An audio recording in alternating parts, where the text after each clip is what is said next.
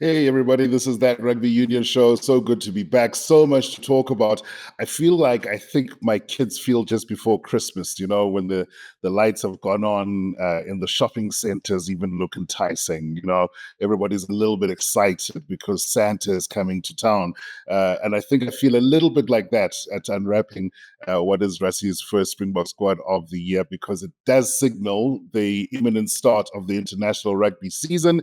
And we can start talking about what it means, who's in, who's out, rotation, depth, all those things that fans like talking about. And if you do want to join in the conversation, please do give us a like, share, subscribe, tell everybody that they're more than welcome to join in the convo. We do have a special guest joining us a little later, Gary Gold, former Springbok assistant coach, and maybe just the man to answer the question what it is that went wrong with the Stormers this year. We know how good they've been in the URC, and I think they'll be very disappointed with an early exit, but also just somebody who's been there with the Springboks and maybe getting his 2 cents worth. And of course, there was Winkgate. I can't even believe I'm saying the words because it seems like an absolute ridiculous, unnecessary piece of drama. But hey, then again, some people live for the drama. Joining me as always, Xabanisa. I think the only reason I'd like Winkgate is that it sounds a lot like Windgat, and there was something to be said about the look he had in his eye. But other than that, talk about a flash in the pan. Listen, I have it on good authority that in certain circles in Ireland, Jaden is now considered a bit of a how do I put it? A bit of a winker, if you know what I mean. So, yeah. Unbelievable stuff. Like, I can't believe how off it went. And maybe it's a signal of the times, it's a sign of the times. We live in the age of the internet. We live in the age of instant online comments. And I don't know, am I going mad, or did it just seem to escalate way more than something as menially stupid as something like this should? It actually, this was meant to be my rant. The hypocrisy of it. You know what? Munster away team in Durban. If a Munster player does that, let's say Peter O'Mahony, like really innocent guy, never insulted anyone a day in his life on a rugby field. Real church choir kind of like. Sorry, I just see that visual all over again. And like they don't look like he's at the beach. He was getting his arms lying back. It's literally like winking at some poor lady passing him by in a swimming costume. I mean, it's terrible. But anyway, if Munster do that as their away team and they win, suddenly they're the cleverest guys. They know how to get in under the Sharks' skin in their heads, as as the chant now seems to go, especially when Irish and South African teams are playing each other. If the boot was on the other foot, or if the wink was on the other eye, if you want to really call it that, then suddenly totally different. Oh no, very acceptable. A guy just being smart, as they would say in football, not cheating. Other side, oh no, you can't have this in rugby union. You can't have guys taking things to to these levels to try and to try and win rugby games. But it was a bit of a storm in a teacup. And entirely over exaggerated. And the big irony for me is, today's all about today's one of those weird sort of situations, especially with social media. You almost constantly find that everyone is so sensitive about there's so much political correctness in what people say, and by the same token, social media is actually quite in your face in terms of the banter in inverted commas. And so what happens is, I find it interesting that this was pure banter, the same kind of banter that you would expect on social media after your side has lost, and suddenly everyone was having a meltdown about how it was so inappropriate. It didn't have a place in rugby. I know rugby is kind of going the football route, But that wasn't it. It was just it was just gamesmanship, which has always been part of rugby. Rugby's never been innocent in that regard. So yeah, it was a bit over egged a bit in terms of what actually happened. What people still don't look at the mild fact that actually Jack Crowley did not miss his kick. And Yes. if I think Conor Murray tried to do something, a bit of intimidation of his own with Bradley Davids, shaking his hand before the kickoff, kind of like probably saying a few kind words like, yeah, I know you're not going to miss any of these. So, all's fair in love and war. And this time around, the Sharks won. Next time around, I suspect somebody else might win. And it might be South African fans who want to complain about it, but like there's no point sort of blowing it out of all proportion. It makes no sense. Yeah, no, it's absolutely crazy. I'm like, have any of these people ever watched like a George Gregan play rugby and just Yeah, I don't know, exactly.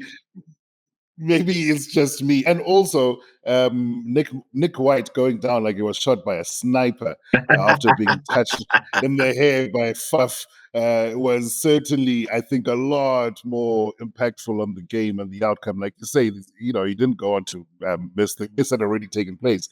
But we're doing Yeah. it back to front this time round. So we'll start with what we usually finish with, and that was the Simbin. Well, let's get to it.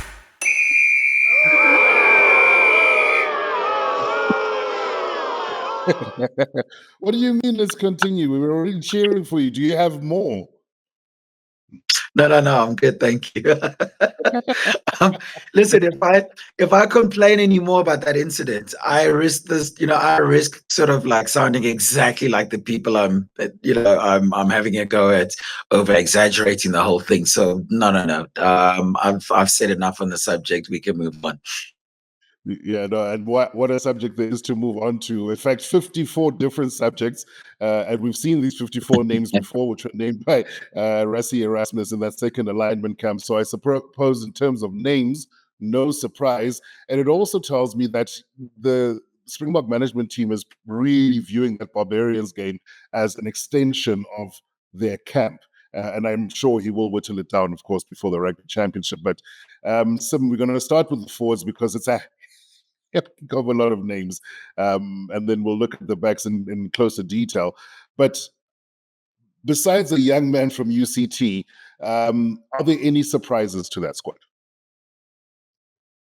At some level, I suspect someone like Renzo Duplessis, he's hardly played for the Lions. Right. I would say that's a surprise because I think Renzo literally started playing for the Lions in the URC after he made, I think it was the first alignment camp.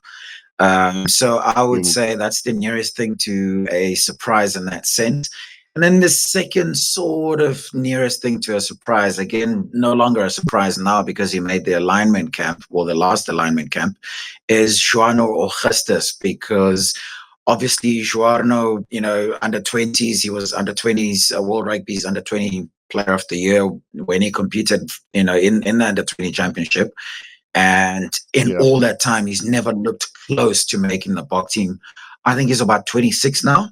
And suddenly, he's in line to make a cap. So I think those for me up in the forwards, that would be the supposed sort of surprises in terms of. And then if you want to talk surprise in terms of a mission, somebody like Yefan Ruiz, Yeah. he didn't make, he already didn't make the last alignment camp. So I see there's been a consistency because this squad is basically the same squad as the last alignment Can, camp. And so, can I look, I can I mean, I also can I stop suspect, you there? yeah, Can I stop you at Evan Ruiz? Because yeah, some people are having a meltdown, talking about meltdowns about his non-selection, and I always think it's sometimes overblown because there are a lot of things that we don't see as fans. We might see the performance, but obviously the Springbok coach will require even more and things that we might not necessarily know about. I'm not saying for one moment that Evan Ruiz has no discipline or whatever the case is. We just don't know what it is that him and Rassie would have spoken about, but I'm sure they would have spoken. Look, I think the bigger issue for anyone supporting Irfan right now is, geez, all you gotta do is go look at his last game for the Stormers at URC level. And, obviously, the Stormers got blanked by Glasgow Warriors in that quarterfinal. But by the same token, he didn't have a great game either. So it could be one of those, he didn't have a great game by, extension, or actually individually, he didn't have a great game either. Sometimes we want to talk as much as we can, but sometimes all you've got to say is, okay, let's just look at his last game. And his last game wasn't a great advert for what he can give you. So it wasn't exactly a response to missing out, on that alignment camp before the squad was announced. So sometimes you've got to look at those things. And like you say, there are discussions behind the scenes. I think it would be incredibly foolhardy to get rid of a number 8, to get rid of a number 8 his age, altogether. So he's got time. He's probably about what's he? He's probably about 24, going on 25. He's got time. Yeah, no, he's got time, especially for the next World Cup. So whatever he needs to iron out, he's got more than enough time to be able to iron it out so he can play. It's just that it's a bit hectic when the box are a bit thin at number 8, because Jasper's still recovering from that. I know he's in the squad, but he's still recovering from that neck injury. So you would have imagined that they're looking for as many guys that have played for the box at number 8 to be in the squad as possible, and somehow that hasn't happened. That maybe on its own actually tells you a lot. Yeah, no, but this is Rassie. We could see Cheslin start at number 8 and some craziness happen as well. I'm just saying. In fact, the name that I think a lot of people were anticipating, and because he came off the bench and played against Wales, won't be eligible for the Breakthrough Player of the Year at the end of the season, which I think is very sad. But for me, Cameron Anakom is probably a man that it looks a show in, surely, just the way he's gone about his things this year. I'm looking at the makeup of the loose trio potentially. I don't see a reason to drop him just yet. Peter Steph, undroppable whenever he comes on to play. Do you think I'm onto something, or is it too soon to tell? And maybe that combination isn't one that works. If theoretically, I think you should be onto something, simply because of the local 8s, Cam is probably head and shoulders above them, and it helps to play for the team which finishes highest of the URC sides in that competition. But don't throw away the possibility of someone like Joan or Justus leapfrogging him because he's playing for a team that made it all the way to the Champions Cup final, even though he didn't play because he was injured. So don't throw away someone like that, especially as you look at what the Boks are missing in terms of Kobus Wiese. Sorry, not Kobus, Jasper. Yes, it's gonna happen now. These mistakes with the visas if they both get capped. Yeah, and there is another Kobus. Yeah, the problem. Put is there now. Now it's going to be it's going to be a visa issue, especially for us writers. But anyway, with Jasper, sorry, if he is going to replace Jasper, the nearest thing to a like-for-like replacement is actually Joano, because he's a big ball carrier. He's sort of, even in build, he looks like him. He's not a line-out option. But like Joano's probably got a little bit more than Jasper in the hands, and he's probably got a bit more than Jasper again, and probably repeat effort since he's gone to Northampton Saints anyway. So I suspect that could be a thing, unless they're trying to go a different direction. If they're trying to go a different direction, then Cam is your guy, because not only can he play 8, is he a good link between backs and forwards in the old sort of classical way that you expect a number 8 to play. He's great on the tram lines. He is a great line-out exponent, and is a complete nuisance over the ball as well, to the point where Jake White actually played him at open side a few times for the Bulls. And so it's one of those: are they trying to go the same way, or are they trying to go to go different, especially with the influence of, say, someone like Tony Brown with the attack. When we talk attack, we always kind of like only imagine it involves the backs. No, it involves the forwards and what they can do too. One of the great improvements of last year's attack was with ball in hand. We saw the Ox that we'd always seen in the original days of the Cheetahs, running with the ball, able to offload, able to pass, and basically busting tackles. And so, if that's the general plan, then maybe suddenly someone like Cameron Hanekom is the guy to go with, simply because he gives us, he gives the Boxers something different to what they've always had. Instead of that blunt force trauma from number 8, if you're thinking Dwayne from Vermeulen, if you're thinking Jasper Wiese, you've got a bit of silk still with still with the iron fist behind the velvet glove, but a bit definitely more velvet. Yeah, thanks very much for the questions, guys. I appreciate them. And if you do have one, just drop them. Jono, I see yours, and I'll ask it in just a moment. Julian making some good points about stepping into Franz Adam's shoes and the uncapped players. There's a lot to talk about, like I said. And I think this weekend might provide answers, because massive all South African game, and I look at the 2 front rows and I see so much competition for the Box starting number 1, number 3 jerseys, and I think maybe we'll find out a little bit more after the weekend. But before we okay, we're not ready yet. We're going to have Gary Gold join us soon. So maybe let me ask you the question that Donna asked him, which was future captains, saying Rassie has a big plan, big squad, or Rassie has a plan, a big squad. Your thoughts on a potential future captain after Sia? Surely it has to come from this group. And his call is Nokia from the Bulls, who has got the experience. I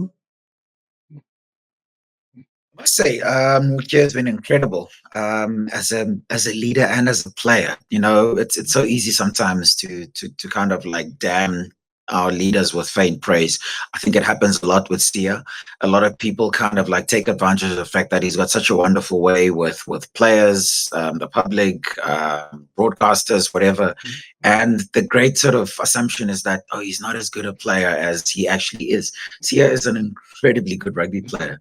And it's a similar thing again with Ruan Nokia. I think, given how well he's led the Bulls, particularly this season, a lot of people kind of get into that whole, he's not that great a player. At lock, it is going to be an issue, simply because he has to make sure that he's the starting lock. And that is not a given. It doesn't matter how you want to look at it, especially when you've got at number 5 lock, you've got Ergies Neyman, you've got Franco Mostert, who's still there, and you've got Lood de Jager returning. And then, if you want to think about him as a blindside flank, with all this blindside flank that he's playing at the Bulls, he's got to get past Peter Steph du Toit. That's a tall order. And so what I'm saying is, if he is going to be considered as a captain, he has to first guarantee himself a place in the starting lineup, which would respect, as things stand now, I think even he would say maybe not, even though he was the incumbent last year due to all the injuries that everybody suffered. Yeah, no, it's going to be interesting to see, and I agree with you. I think people do underestimate Sia on the field as a player, and I look at him this season, where the Sharks have very often flattered to deceive, but I look at where they are now. They're in the semi-final of the URC, and in large part, he got them out of a couple of very tight games, just through individual brilliance at times over the course of the season. Do believe we've got Gary joining us. An absolute pleasure for you to join us, and let's see if we can get him on. Former Springbok assistant coach, USA Eagles head coach, director of rugby. Is there anything, Gary Gold, that you have not done besides being a bad man? Because you're a good guy. Hello, gentlemen. How are you? Nice to see you both. How are you keeping? No, cool, guys. Thank you so much for joining us. I when I last saw you, I think I still had hair. I'm glad we go to the same barber now. I've caught up.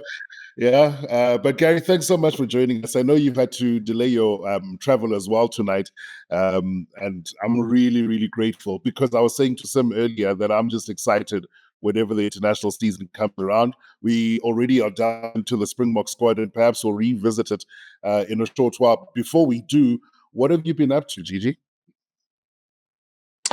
No, good. Thank you guys for having me on. Pleasure to see you both again. No, it's been a good time. I've spent some time over the last near year now back in Cape Town, spending time with the family, which hasn't happened for a very long time. And been doing some research stuff around rugby, playing around in the data sphere, and having a look at the integration of AI within the game, which has been very, very interesting. And then I've been doing some stuff with World Rugby, where I've been on the coaches panel where we've been working with the referees around the world. So we did the Rugby Championship last year, November Internationals, and then we've just concluded the Six Nations. So just just working with the referees and the coaches around the improvements around the game, the consistency around the law interpretations, etc., etc. So it's been fun. It's been a lot of fun. Yeah. Wow, Gary. I know the moniker Rugby IQ has always been something that you've gone for over the years. So I'm really glad that you're doing the stuff that I know you really enjoy. Not to say that you didn't enjoy the other parts of the game. I've enjoyed a couple of tours with you, some memorable moments. I think we watched Raz Dumisani live together. I think we had some great tours. We did. I think we did. Yeah, We we had did. some Yeah. tours to Italy, which ended up an absolute disaster for restaurant owners, but memorable for memorable for us. Um, and yeah, I'll It always did. remember you as one of the best tourists. And I'm thinking back at your time. You had quite a trio: yourself, Tekibio, and Peter de Villiers, and Div got a lot of flack from people, but sure, I think those days behind the scenes in the Springbok squad, I've never seen more drama up front, and I've never seen more fun at the back. And also, I must add, never seen a more talented group of rugby players come together. To beat the British and Irish Lions, to win in New Yeah. Zealand, to win the Tri Nations. What a team, and what a time! Yeah. It was a special time, as you say, Exie, on and off the field. I'm sure both of you remember very well Sim as well. So, some incredible times, absolutely brilliant memories, and some tough times as well. Obviously, it wasn't always plain sailing. I mean, 209 was an incredible year, but 210 was a bit of a disaster, and we rebuilt really nicely, but just an incredible bunch of players, incredible group of men. I mean, it's quite sad, really. I mean, when you think about in life, I suppose, you look back at things now, and it's human nature. I get it, but sometimes you don't realize when you're in the moment how lucky you are to be in that place with that group of players. And we were very lucky. I don't think any of us fooled ourselves, particularly Peter Dick and myself, about the understanding of, firstly, the good work that Jake had done and the level that the team were at in 2007 when we took them over at the beginning of 2008. But I also feel, for all his eccentricities, I felt that Peter never really got the credit he deserved in the good that he did around the group. Keeping the group together, building the gees within the group, taking an already very successful group and making them more successful. That could have been a group of players who rested on their laurels and just went through the motions. And if we had lost to the British and Irish Lions, I'm not sure we would have even survived. But to then go on and win a Tri Nations and win it in New Zealand. So, I mean, he achieved a lot. He actually achieved a lot. An unbeaten end of this year tour was against three powerhouse teams. He did a good job, but the players were sensational, and just very sad how it ended in New Zealand in 2011. Yeah, no, I was there to experience the hurt as well, and funny story. Like Super Sport at the time, for those who don't know, the broadcaster I was working for had sent a huge team to New Zealand. I can't remember how many people, maybe 20 of us or something, and makes sense because there's a lot of ground to cover. And sure, the moment you guys went out, and this is the cruelty of the World Cup for the teams, is that the day that you lose is the day you find out that you're flying the next morning, potentially the next evening, Yeah. or the day after.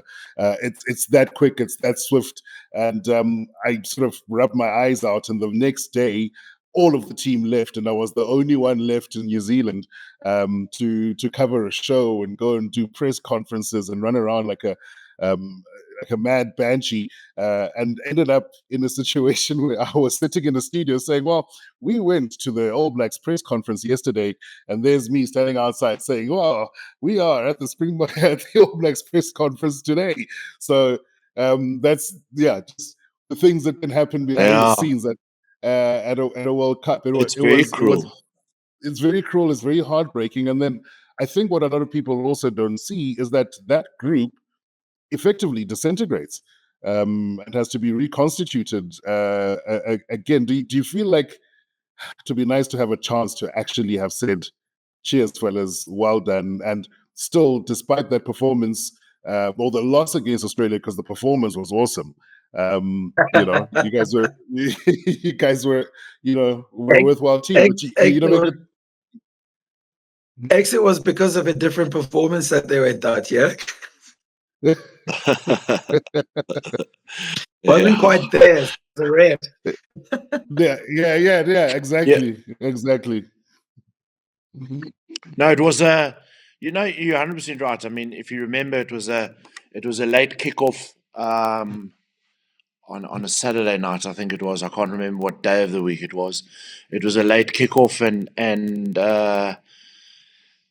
by the time we got back to the hotel, it was about 11 o'clock at night. I mean, we were all still a bit shell shocked. I mean, in terms of what had happened, and then we got to the team room just to be told, the first group of guys are on the flight at 4 o'clock in the morning. So, and it must have been 11 o'clock at night. So a handful of guys just literally showered, packed, and waited for the bus to take you to the airport the next day. So, yeah, before we even blinked, we were on the aircraft on the way home. And as you say, then you land in Johannesburg, or I think the Sydney flight lands in Johannesburg, and then you just disperse.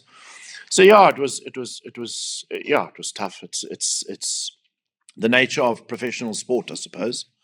I mean, I watched an unbelievable game of tennis last night, and I don't even know why we're talking about it, but I thought of that as well. I thought of the guy who loses the game. It was 10-12 last night that the game finished, and Zverev is probably, going to go back to his hotel room, pack his bag, and he's probably back in his hometown this morning. So it's the amazing things that happen in the world of sport that so many people don't see. And there's a lot more of those type of days and nights, and that happen, that actually do happen, that people don't realize about. But that's professional sport for you. That's the beast. Yes, sir. X, a bit earlier, you spoke about how Peter took a lot of flack. I suspect I would have been responsible for a fair bit of that flack. I think Gary would agree. When he talks about what they got achieved, or what they achieved, or what the credit that didn't go to Peter. One of my observations, by the end of Peter's tenure, was that he was probably the only guy that could do that job sort of going forward. When you look at a guy like Jake White, he likes to sort of be a bit schoolmasterly in how he runs his teams. And, it's quite tricky to sort of turn around and look at World Cup winners and be like, well, guys, we're going to go on exactly the same way as we have. And so when Peter came in and kind of allowed those guys to have their heads a bit in terms of, you know what, these guys have won a World Cup. They know a fair bit of what they can do, so we can add what, you know, we bring as new coaches and sort of take this thing forward. So yeah, it's one of those things, you know, that there was always this flack that Peter did take, unfairly at times, if I'm being, you know, if I'm being brutally honest. But yeah, it's one of those things. I just thought, you know, it'd be good to sort of like say it from the side of the guys who really were unfair to him, as in, you know, us, the media. But Gary, what I wanted to ask you, just looking at, you know, if you're having a look at data at the moment in terms of, you know, one of the things you're doing, what are those numbers that you guys crunching telling us about which way the game is headed? Great question, actually, Sim. So to try and simplify it, and I want to exonerate myself a little bit and just say that I'm not at all suggesting that we now coach by numbers. I'm not saying that at all. The data has always been, in my opinion, and will always be for me, just a guideline. It's a guideline, and it's a foundation to then build on other facts and other opinions. Again, we have a responsibility as coaches, in my opinion, that the level of accountability as a professional sportsman now is high. As you've quite correctly said, now we're held to account by the stakeholders, which is sponsors and people who invest, but also fundamentally by the most important stakeholder, which is the fans. You know, and so we're answerable to that. So when I think when you're sitting as a coach now and you're trying to help develop a player to become a better player, or you help to develop a player to improve on the current performance, you have to do that by basing it on the facts. And so all I've really gone and done is taken the facts of a game, so the contributions that the players make in a game, and I've had a look at that across the board. But what AI has been able to help us with is basically being able to crunch those numbers. So we've done that. We've done that in the past. We've had spreadsheets. We've had lots of very valuable information. The website, when you populate the machine learning apparatus, whatever you choose to use, you populate correct information, ask it question, a wide variety of answers across. So I'll give you a simple example. I can take the data across a competition. Let's take the Six Nations for you. Can take all 50 nations. I'm assuming I often double check the stats, but they very often are. And then I will put that into the machine. I will give it context in terms of if certain aspects within the game maybe need to be weighted with a little bit more emphasis than something else. So creating a turnover might be weighted a little bit higher than just a normal ball carry where you get yourself over the advantage line. Getting over the advantage line by maybe more than 1.5 meters in what they call post contact meters, maybe it's weighted a little bit more. So again, it's not an exact science. You're just trying to give an equation in terms of the player's performance. But now I can go into the data and I can say, right, give me 3 aspects of the game that was relevant in the teams that won, that was not evident when the teams lost a game. And it's that kind of information and data that I'm getting out now, which is particularly interesting. So one aspect, for example, is whether we like it or not, and it's irrelevant, it's not my opinion, it's only a fact. One of the pieces of information coming out is kicking. So kicking within the game of rugby, general play kicking, is having a very big effect on outcomes of games. but you can't just say kicking. And that is a type of kicking game that has a very specific purpose that gets you into an area of the field that allows you to win a certain amount of ball back, because it's that combination between having a certain amount of kicks, but also not compromising on the amount of times that you carry in the game. So you're not losing your attacking edge. So it's not, I don't mean to be rude, but it's not our being the Springboks model of a handful of years ago where we just kick and chase and tackle.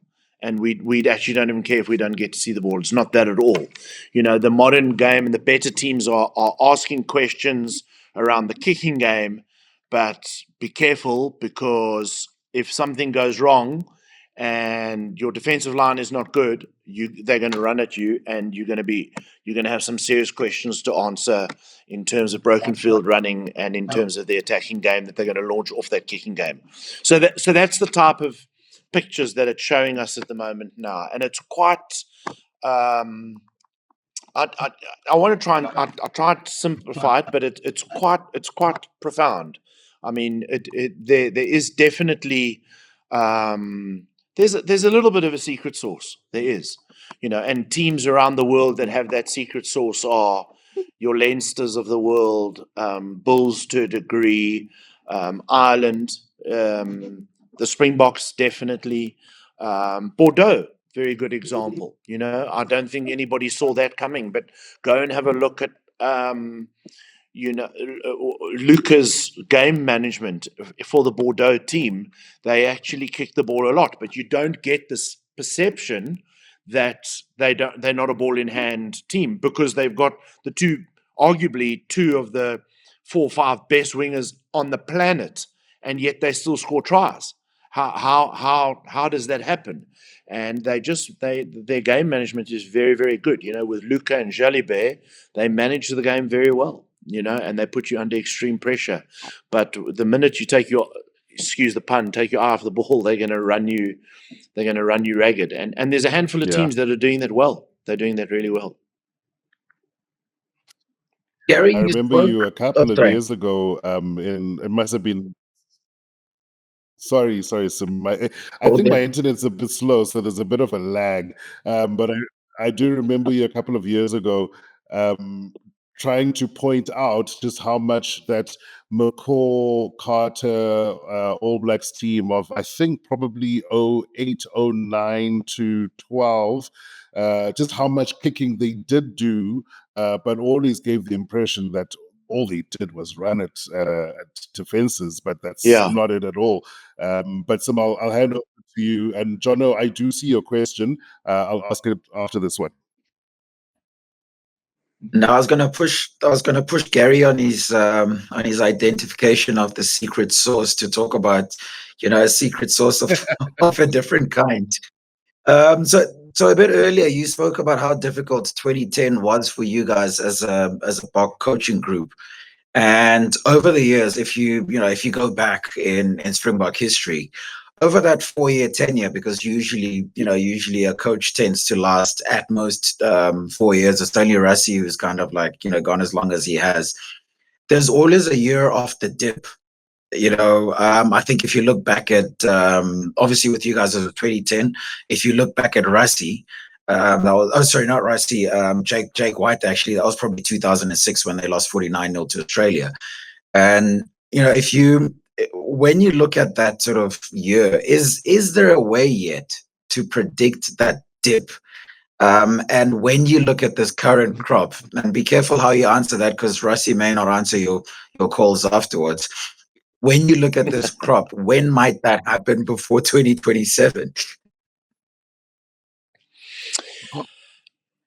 I don't anticipate that it will. I mean, it depends what you're talking about in terms of a dip, but I don't anticipate the Springbok team currently at the moment to have a dip like we had in 2010, Jake had in 2006.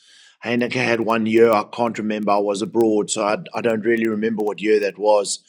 I don't anticipate this group with this crew now to have that in this 4-year cycle. And the reason I don't believe that is because of exactly what you just said, because Rassie was allowed a tenureship to stay on. And Jake won a World Cup and he wasn't allowed to stay on. And so I applaud that as a decision. And I think Rassie should have stayed on even if they didn't win the 2019 World Cup in any case. And obviously the 2023 World Cup as well. Even if we didn't win that, I most definitely think he should have been there. Because another thing that I've spent time doing some studies over the years, not recently, but a few years ago, was on team cohesion. And there are studies out there on team cohesion and how that works. And I think the longer you spend together as a group, like in the case of the Rassie with his management team, and I know there's been some changes, but by and large, there's a lot of consistency. If you consider Dion's been there a long time, Sticky's been there a long time, there's a lot of core guys that have been with Rassie, walked the road with him. Felix is now back again, so that's keeping the cohesion there as well. Is you start to see those potholes before they arrive, and I've seen that now in terms of. I'll give you an example of how I see it. I see how the net has been spread so wide last year with the amount of players that have been picked in the larger squads of the Springboks. Have a look at the group of players now at the moment, about 50 oddish, who are now coming into alignment camps and are getting that type of feedback. It does two things. Firstly, it prepares the next cab off the rank to make sure that he is up to speed with what is going to happen, how they play the game, what is expected of them within the Springbok camp environment. That's the first thing. And the second thing, which we mustn't underestimate, is I heard you guys talking about Ruan Nokia. If you're bringing a Ruan Nokia, who is an exceptional rugby player, and you bring him into a camp environment, don't underestimate the pressure that's putting on an Archie and a Mostert and a Luert when he comes back, and the current guys that are there. It puts them under a lot of pressure, and it gives Rassie opportunities to say, well, there's no reason at all for us to coast. There's no reason at all for us to go through the motions. In fact, if Ruan Nokia wants to step up to the plate, I've probably got to try and get him 30 to 40 caps before the next World Cup. We'll fill their place with those guys quickly. And that's what I think they've done, and he's done that so well. I think his vision and his planning has been so good in terms of bringing those guys in. I don't think it's a box-ticking exercise. Don't think that those guys are just coming in because he's ticking a box. Not at all. There's a real double-edged sword there from a point of view of, yes, there's a group of guys who are going to come in and just get the exposure, maybe not play much. But there's there's guys in that periphery. Edwell van der Merwe, a guy, for example. He's unbelievably good. He's an excellent rugby player. I mean, he will be putting our guys under pressure. Chezzy and Kurtie and those guys will be under pressure because he's world class.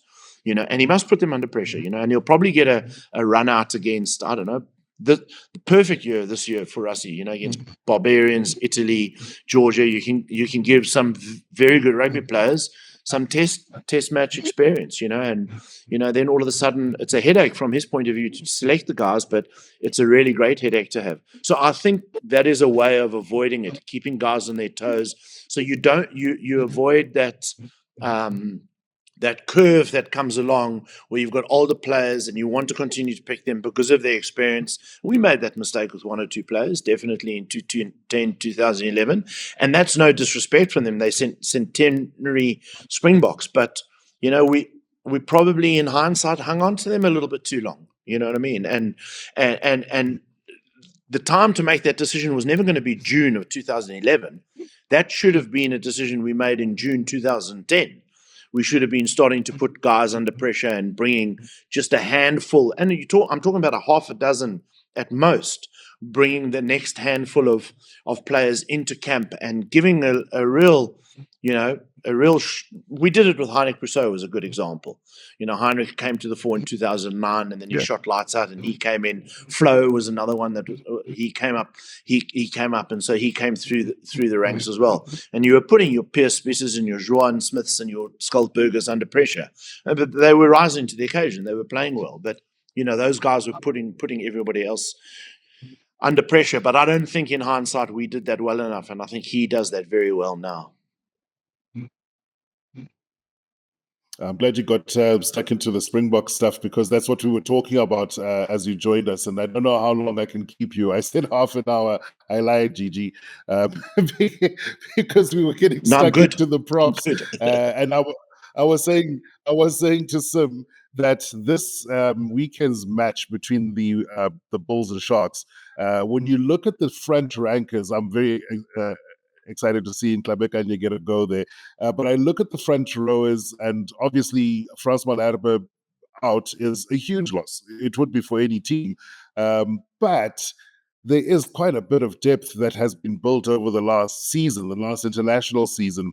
And I can't wait to see these guys go hammer and tongs at each other. And then the other, while we're looking at the front rankers, the way that Thomas du Toit has been going about his business overseas is unbelievable. Everybody's got everything but anything bad to say about him.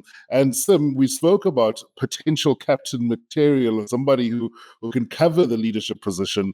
I think he's one of those guys now. I think he's become a senior player. I think he's actually a very good leader. I don't know what the merits would be of having a prop as a captain. Also, just in terms of selection and stability and the amount of churn over the course of a game. But Gigi, the front rankers, despite Frans Malherbe being out, you got two big scrums going up against each other on Saturday. No, you do have. Absolutely. I mean, France is obviously a loss, as is Kitsy, they two immense individuals who've obviously been literally and figuratively the cornerstone of our team over the last both World Cups. Brilliant rugby players, but brilliant guys as well, and so good for the whole team ethos of the Springboks. But you're 100% right. I mean, just look at that list, and look at the competition there, and just the two front rows that are playing this weekend is going to be. I mean, for Rassie, it's like a trial match for him. You could arguably say that the level of the game this weekend, and I don't mean this with any disrespect, is probably going to be higher than some of the test matches that they're going to play this year.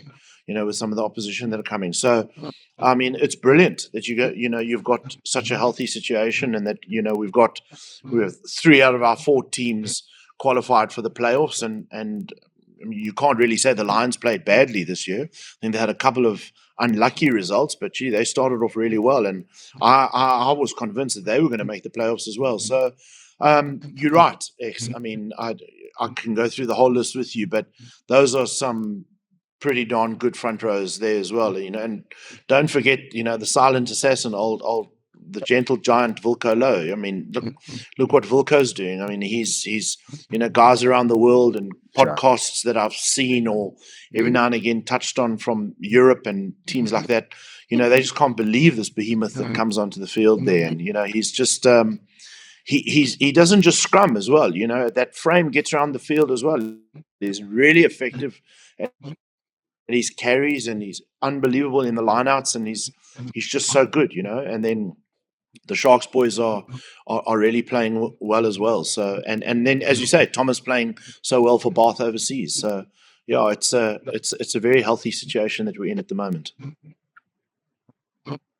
Sim, is it oversimplifying it if I looked at this team and thought Rassie's trying to build 3 international teams here?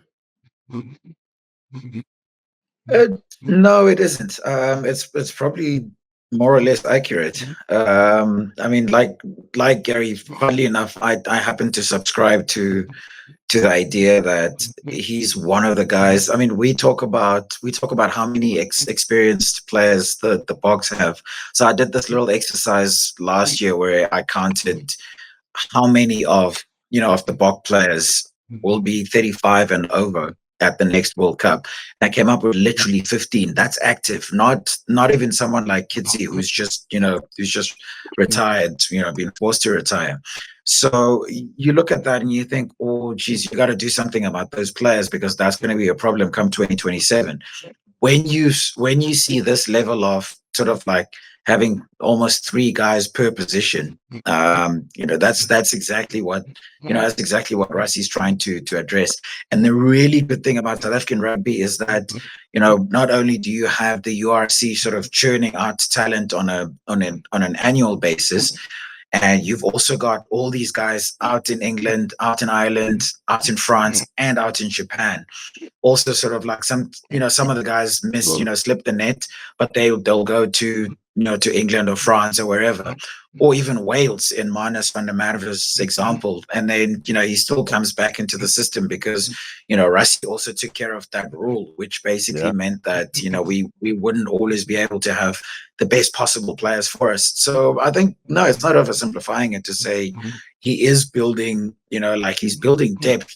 And you have to remember Rassie's mandate when he first took over in 2018. I think literally he said it was 3 things: it was to win, to build depth, and to transform. If you look at what the Boks have done in that last 6 years or so, you'd have to say he's done it right in all 3 sort of instances.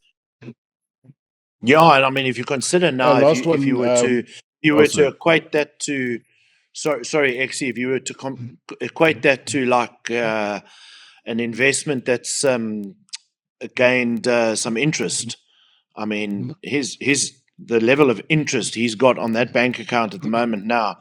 I mean, I think if the Springbok, and it won't happen, but if the Springboks were to go through a year and win 30% of their test matches, but he was still developing players, and you could see that there was a plan, as you can always see there's a plan with Rassie, then I think the Springbok supporter would be a little bit miffed that we're not winning, but I don't think it would be hue and cry. I don't think you'd have people burning their jerseys anymore, because I think they'd understand that there's a proper plan now. So it looks like it just looks like there's a plan. Always looks like there's a plan for me, and it just looks like we all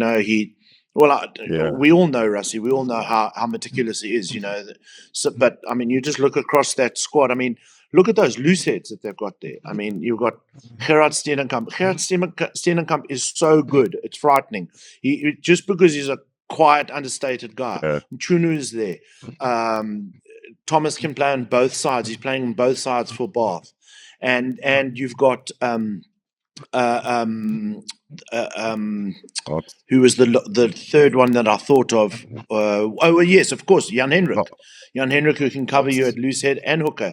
So when you start to have a look at like the balance of, we call them swingers, but it's not in that way. It's in a rugby term, where you've got Ox, you've got Jan Hendrik, you've got Gerard Steenenkamp, and you've got Thomas. Jan Hendrik can cover you at hooker and at loose head, and you've got Thomas who can cover you at loose head and at tight head. You're covering so many bases at that time, and then you've got an out and out world class loose head in Ox and Ntshinga, and then we haven't even started on the tight heads yet with Vincent, Asanati, and Vilko, and it's just it's an embarrassment of riches. Yeah, I was going to. We haven't even looked at the backs, even let alone the locking combinations and pairs that he's got. All very, very talented. The new names that come in, someone like Ethan Hooker had a great season. But I wanted to touch on this selection of Ntokozo Makaza. I don't want to make too much of it because he is a young man, only just played Varsity Cup. But I think for me, I'm very excited by the selection, because it forces my eye to the fly half berth, because he's got such a good, solid kicking boot. He really is, dead-eye goal kicker. And isn't that exactly what this Bok team has been calling out for? It's just a little bit more depth, a little bit more of an assurance package, as it were. And an opportunity for Mani to reclaim maybe the starting berth, maybe fight for a starting berth, knowing that Pollard is sitting on the bench as a bit of an insurance policy, and then also you've got the young Ntokozo who can also serve that role. So it tells me that we might not necessarily be selecting a fly half, but selecting based on the opposition that we might face on any given day.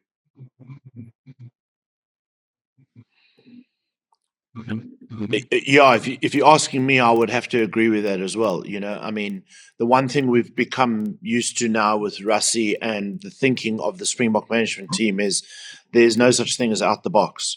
I wouldn't be surprised if we don't start seeing centers throwing the ball in at the line out or other people kicking at goal. I mean, none of those are even out there suggestions compared to if I'd said to you 3 or 4 years ago that you could potentially see a Springbok team going 7-1. I think you would have laughed at me. But, so nothing is out the box if it works for the team, if it's the best thing for the team. And if Mani is the one that the Springbok management team want to see as a playmaker, then and they're worried that his goal kicking is going to weigh on his shoulders. Well, then find somebody else to do that job.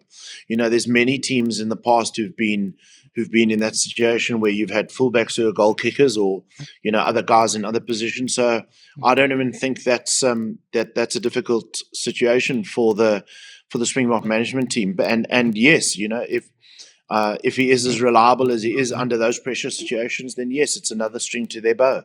And I think they take all those things into consideration when they are selecting the group and how the group play together.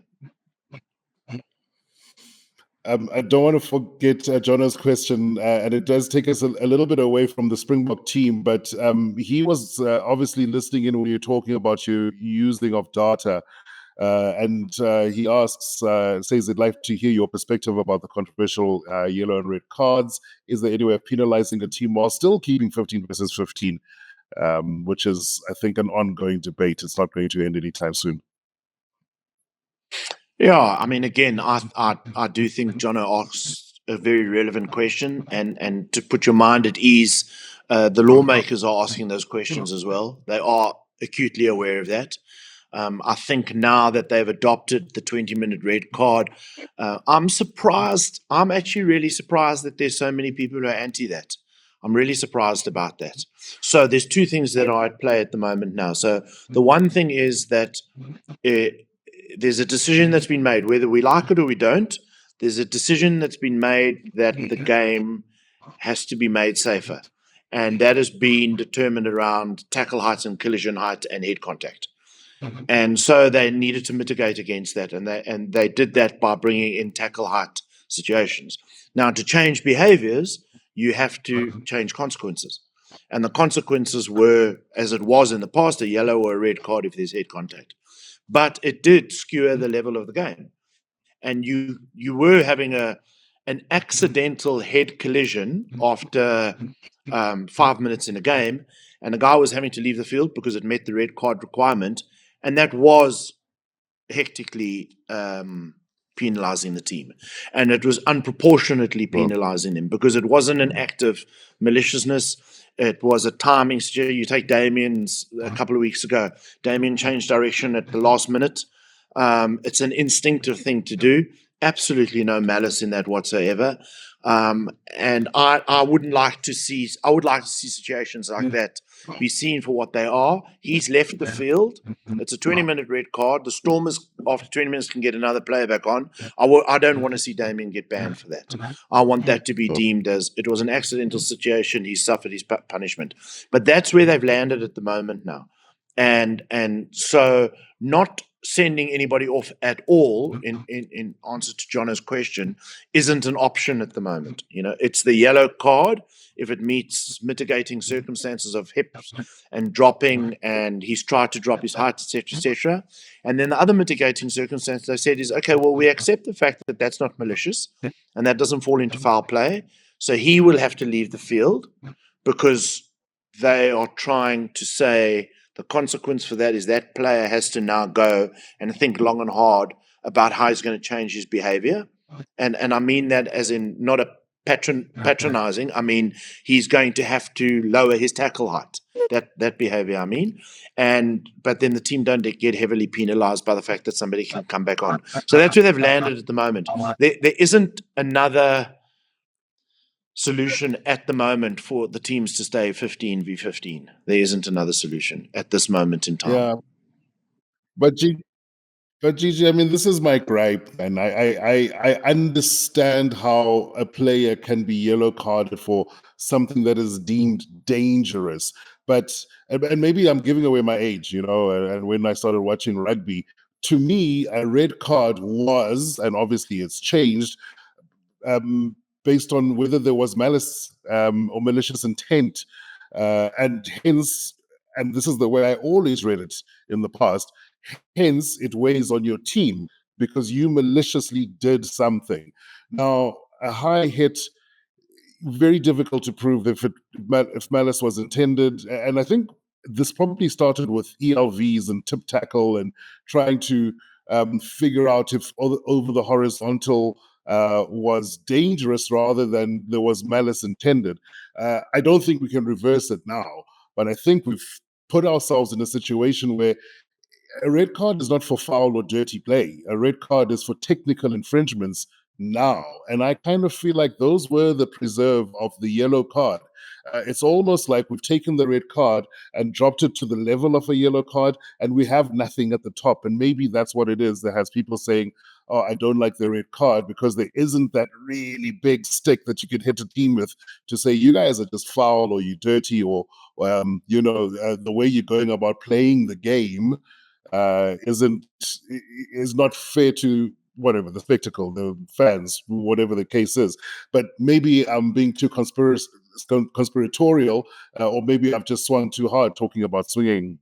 Just wanted to bring that back.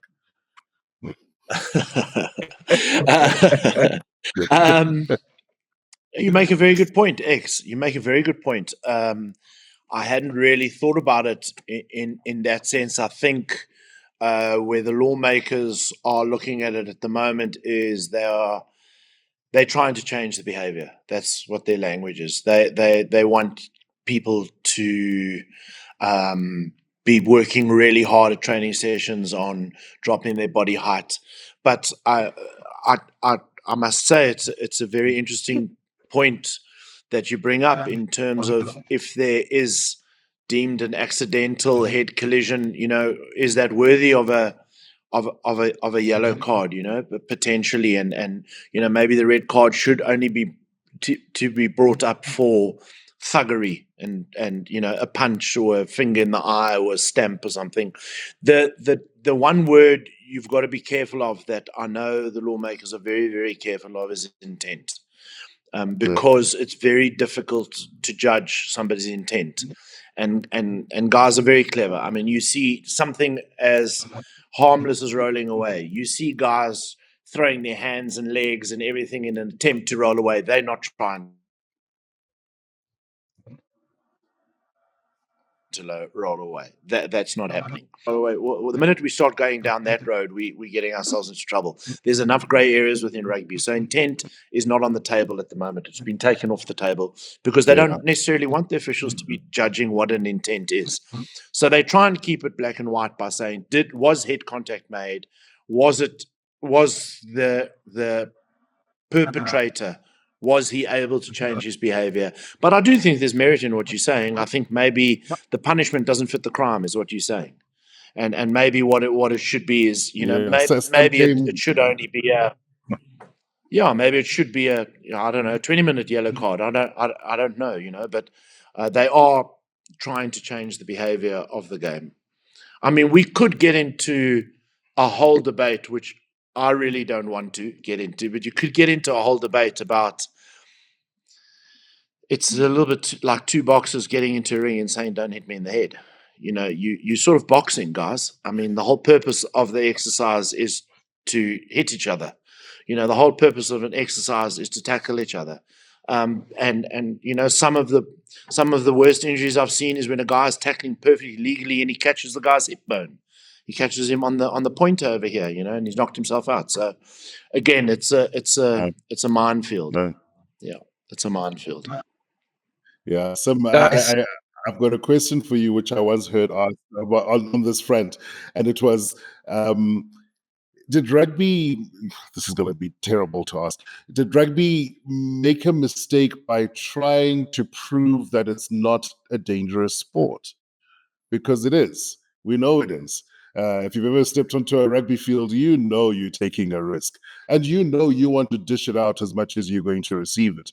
And I'm not saying that we should make the game purposely unsafe, but we've boxed ourselves into a corner where now we have to be safe because we've claimed it so or deemed it so. Yeah, look, before I try to answer that because I don't think that's an easy question to It's answer. philosophical rugby. I'm I'm going to start by saying, in adjudication of the slight difference between the two of you in terms of, is there enough punishment versus is the punishment, severe. My thing is, just try to imagine Bucky's Botha today and work out whether you need these red cards or yellow cards. You see, that's a first. That's one way to say, you know what, you need to keep going the way you're going, because if Bucky's was loose on these guys in this day and age, yes, it wouldn't be a nice place to be. But anyway, to try and answer that question, it's quite tricky. Look, anytime anyone gets on a rugby field, it's actually a bit like Gary was saying. It's a bit like boxing or any other sort of combat sport, where literally the first quality before your athleticism, your skill, or whatever you want to look at, the first quality that's important is your bravery. You need to be brave to get into a ring, an octagon, or a rugby field. So that's a non-negotiable. But there has to be a limit in terms of your bravery, because there's a fine line between bravery and stupidity. And frankly, I think all rugby are trying to do is to mitigate, or to make sure that guys are often on the right side of that line instead of constantly blurring it. Because the problem with those lines is the only time you've crossed it is after you've crossed it. You never sort of don't stop it until you've crossed the line. So I commend rugby, because if rugby is to make it as a brand, it needs to be seen as safe. And that's how, I've got an 11-year-old. He's small for his age. I'd love for him to play rugby, just not because he's going to become a Springbok one day, just to sort of get the whole rugby ethos into him, being one of 15 people all in charge of trying to sort of achieve the same. The camaraderie and trying to achieve the same goal. It teaches you to play your part so that everybody can get to where they're trying to get to. His mother has no interest in that. And the reason she has no interest in it is because, well, she takes one look at it and she says it's dangerous. And so you do need to sort of, whether we like it or not, we need to eradicate that reputation that rugby has. Rather donate the reputation to the UFC, mixed martial arts, and be like, you know what, with Trickers and them, they're really dangerous. Pass it on to them. But rugby has to be seen as a place where you might need sort of moral and physical courage and still be safe. That's kind of like how I look at it. No, I think there's merit in that, and I don't feel I have to say this, but I choose to say this. I do think rugby. I think Sim has made a very good point there. I think rugby has really tried to stay a step ahead of the game. It has tried, whether we like it or not. What did happen in NFL did happen. It has happened. Concussions became an issue, and lawsuits were brought about. And I think rugby is just trying to stay ahead of the game and be smart and still make it an enjoyable game without having to make it dangerous. So they're just trying to cover both sides of the coin. I love those answers. It just means that, Gigi, our conversation is not going to be done today. But my little dog here is starting to bark at me, and I think it's because she's seen me sit through. If she sees me sit through an hour of a Teams meeting, I think she starts getting antsy. So she probably thinks I'm suffering and wants to save my life. and we haven't even touched on the URC semi-finals.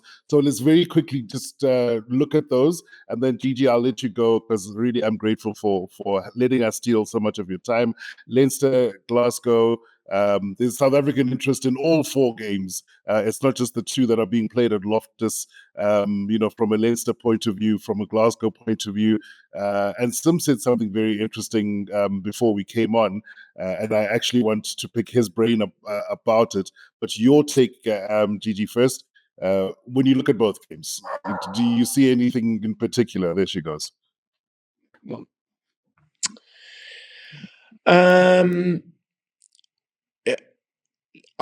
I see the fact that I hope you're not going to ask me to make a prediction on either of these games. That's what I do see.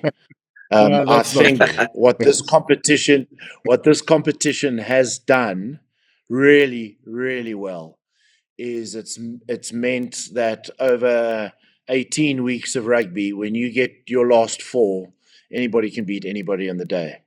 You saw it with Glasgow last year. Remember, it's not only the final; they went down to Thornton Park and beat the current champions Munster.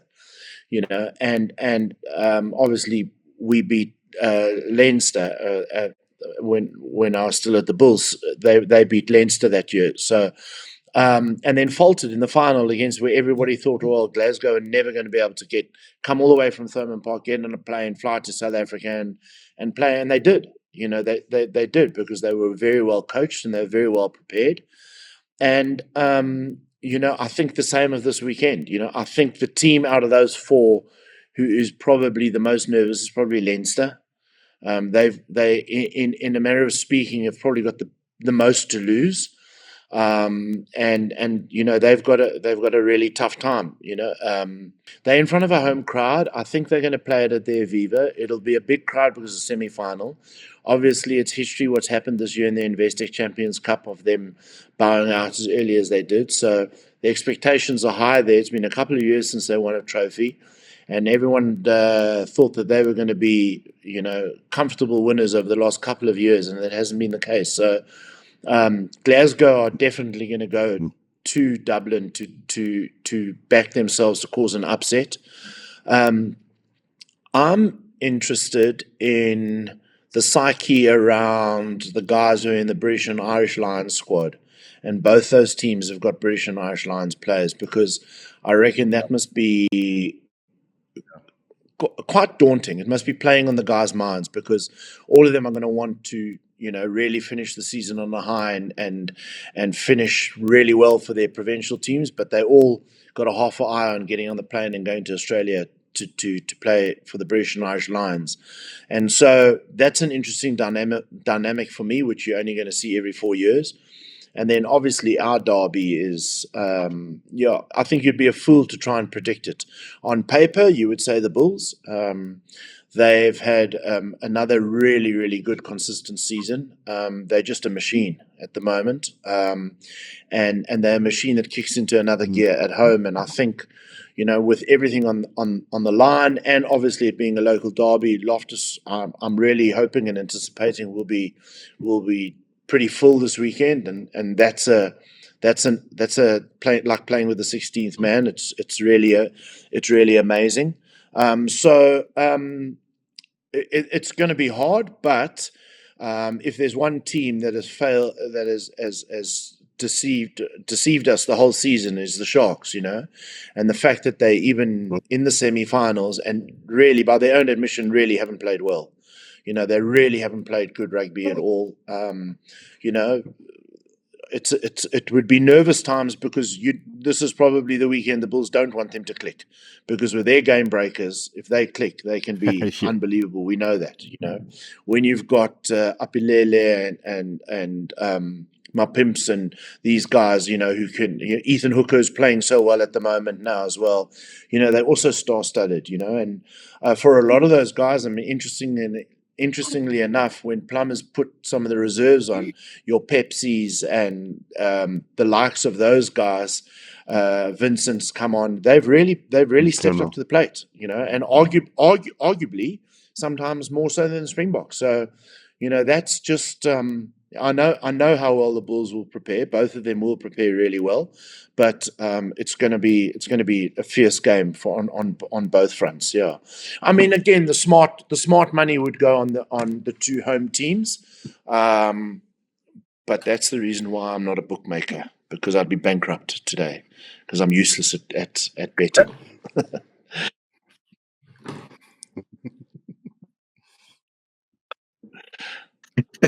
Dang, man. So I'll let you take over.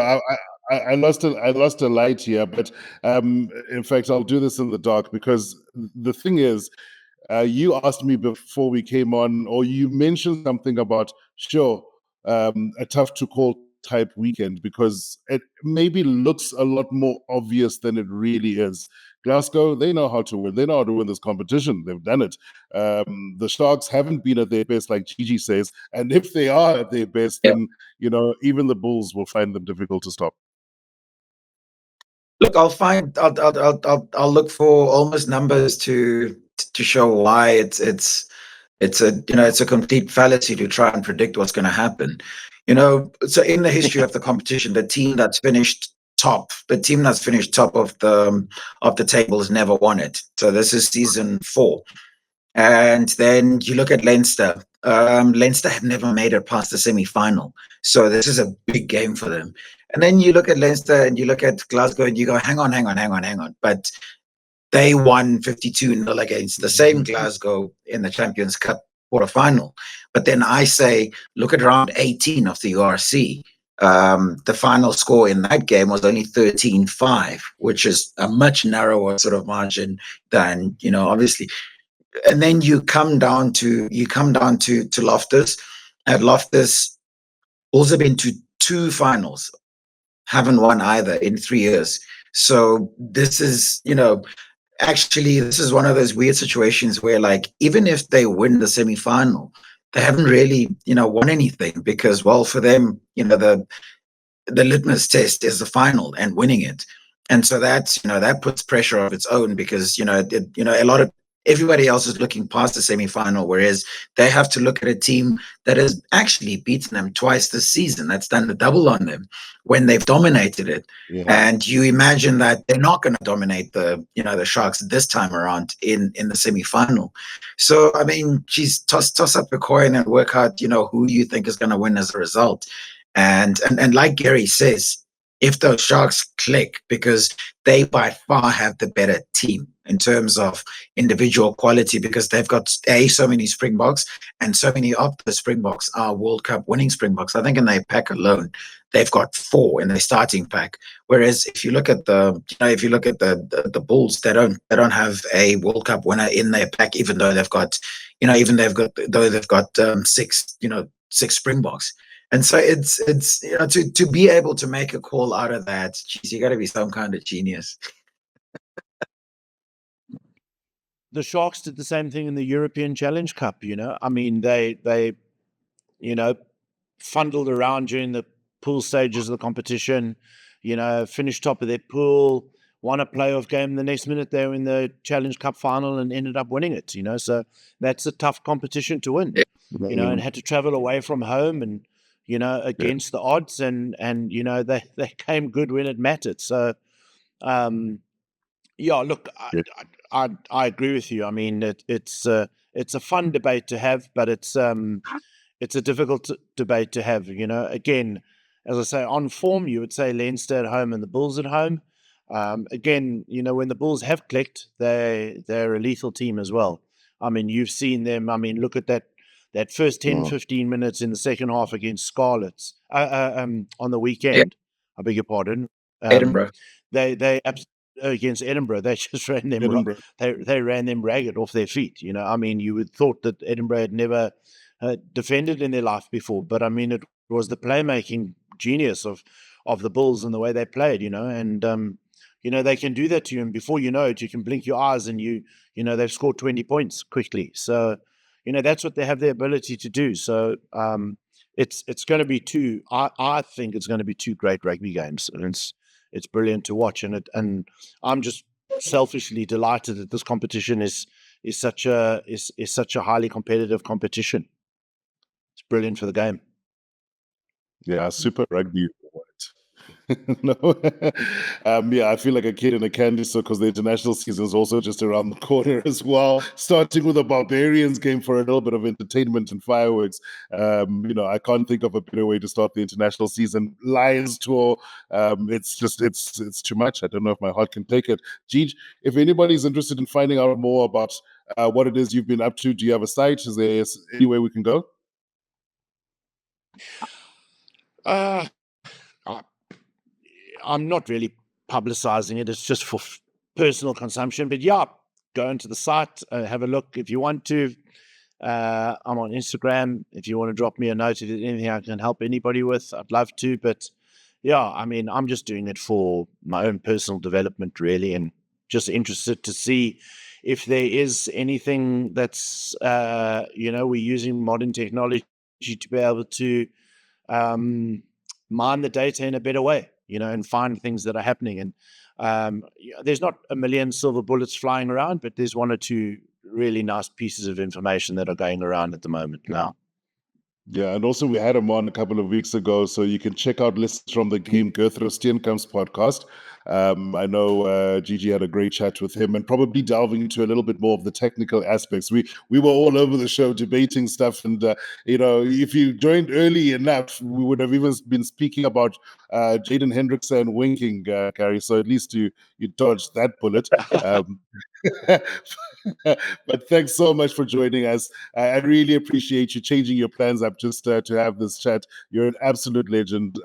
Love talking to you, and I hope we can do it again sometime soon.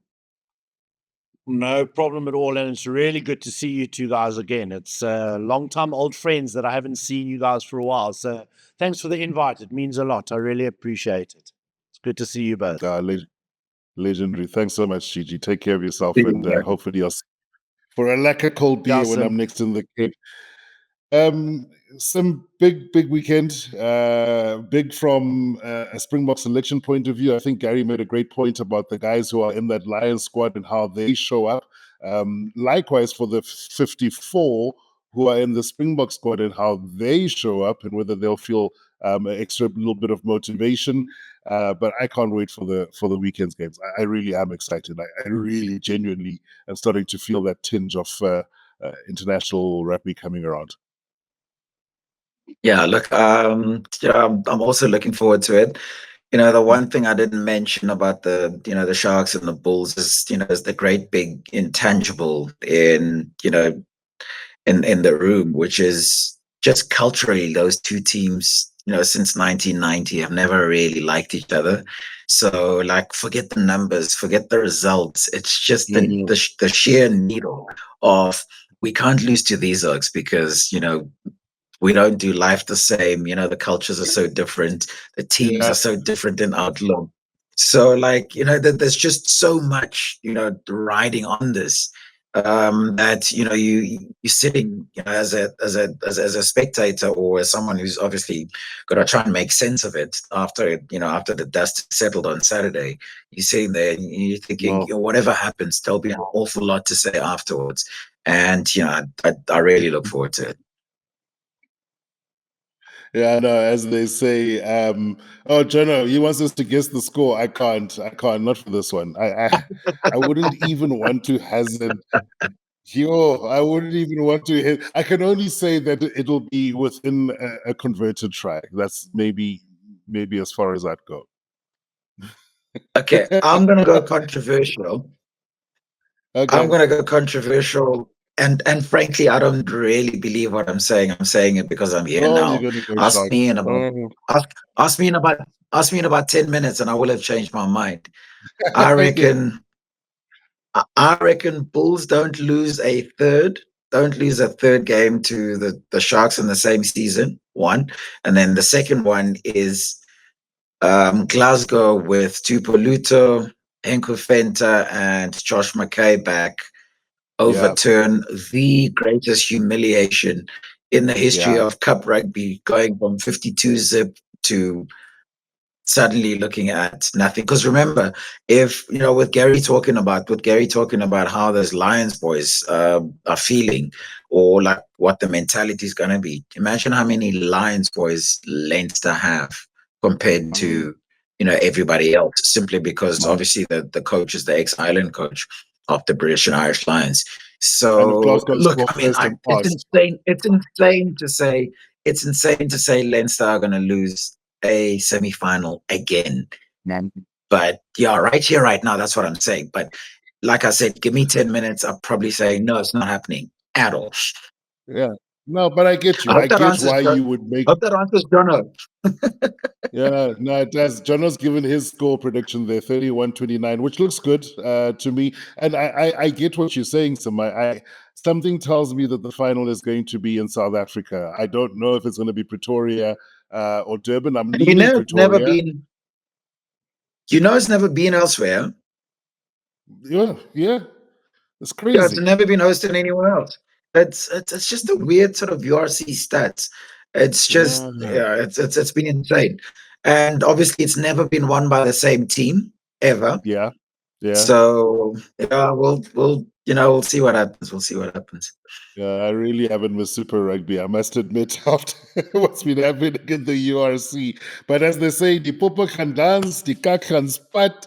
It's going to be hectic. And I so look forward to it. Always cool catching up, right? I can't wait until we do it again next week. And hopefully I'll bump into you at Loftus, but it's going to be a full house. I think there's like 2,000 tickets left. So I think the chances of moving easily around the stadium are min. So yeah, if we don't catch up, then we'll catch up here. All good. See you next week. Cheers, and everyone at home, thanks so much. Share this if you liked it. If we haven't bored you to sleep, thanks for the questions. This is what we love, is continuing the conversation. Catch us again, same time next week. Cheers, and enjoy the rugby, guys. Ciao.